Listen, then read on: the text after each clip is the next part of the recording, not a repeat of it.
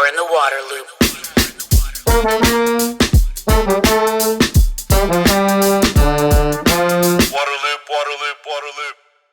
Welcome to Waterloop, here with Eliza Parrish from SOIL, which stands for Sustainable Organic Integrated Livelihoods, working in Haiti.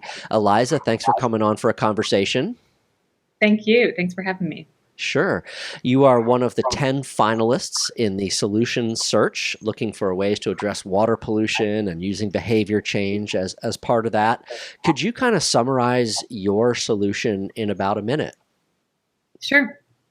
Yeah, so SOIL is a Haitian nonprofit research and development organization working to transform a public health crisis into an environmental solution. We've been working in Haiti for the past 15 years to develop a safe and dignified urban sanitation service in northern Haiti to serve vulnerable communities and provide a blueprint for safe sanitation in growing cities globally. And so our service, for a small monthly fee, our service provides a waterless household container-based toilet that captures solid waste into a container. We then have a weekly collection service that comes by and picks up containers and safely removes and transports the waste out of the densely populated neighborhoods and brings it to our waste treatment facility. And then the fun begins. I can tell you a little bit more about our waste treatment facility. We use an ecological waste treatment process to recapture and recycle nutrients in human waste, safely transforming it into organic agriculture-grade compost that can be applied for ag development and reforestation initiatives. And so it really is kind of a full cycle sanitation solution that safely manages all components of the sanitation chain, protecting people and the environment. Fantastic. Let's talk a little bit more about the problem that you're trying to solve. You know, you talked about the public health issue, and it sounds like there's even agriculture issues. What are the problems that you're trying to address? Yeah, so, we're working to address a number of problems that tend to be kind of inextricably linked together with a lack of access to safely managed sanitation. The first problem really being, access to sanitation itself and providing access to vulnerable communities.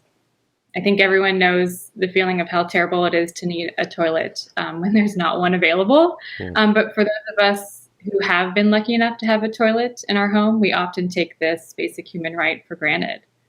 And so globally, more than half of the world's population lacks access to a sanitation service that safely treats their waste.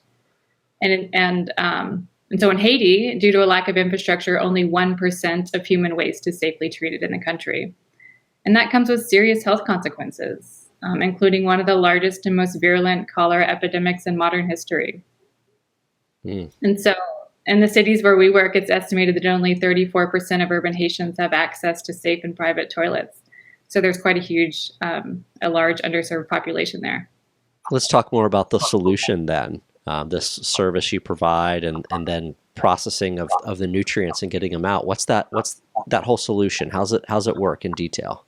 It's about kind of expanding that access in vulnerable communities that previously did not have access, or the traditional sanitation options that were there were failing or just not working.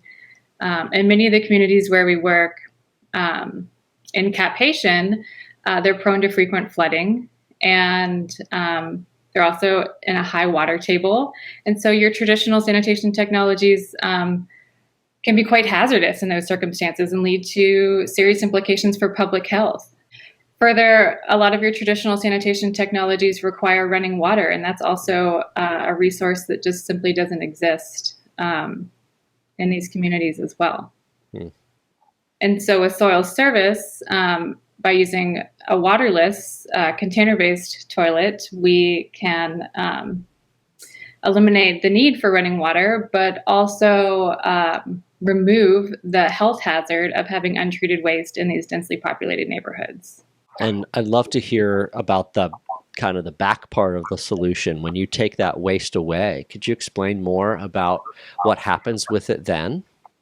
Yes, so we use a fancy thermophilic waste treatment process, which is kind of a heat-loving bacteria that breaks down the waste And kind of on the front end of the service with our container, with our waterless container-based toilets, instead of having a water as your flush, we have a kind of an agricultural byproduct that we use as the flush material in the toilet.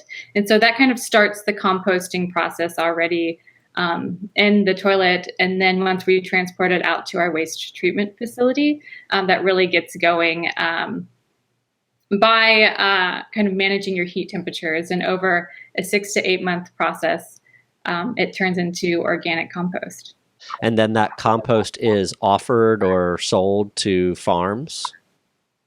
It is. So, we kind of have a wide range of compost clients, everyone from your urban farmers, which is really cool to see it in action there, to your really big kind of agriculture development programs and reforestation initiatives in Haiti. Okay. How do you get, I guess, the behavior change part of this? How do you get people in Haiti to, use this toilet and, get that whole process going? We've been working in Haiti since 2006, and so we really have those deep roots in the communities. Interventions really don't work unless they're community driven, community supported, really from and has community input from design to development to implementation.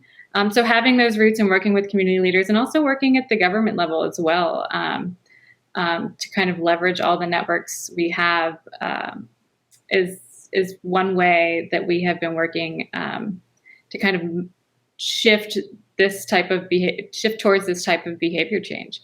The Haitian government itself has its own targets and goals to end open defecation.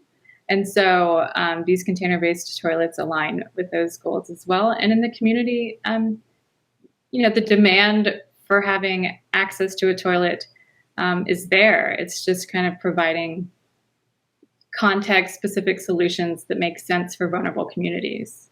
And last question is kind of about the impact or the reach of the program. How has that gone? What has how have your successes gone so far? What does it look like?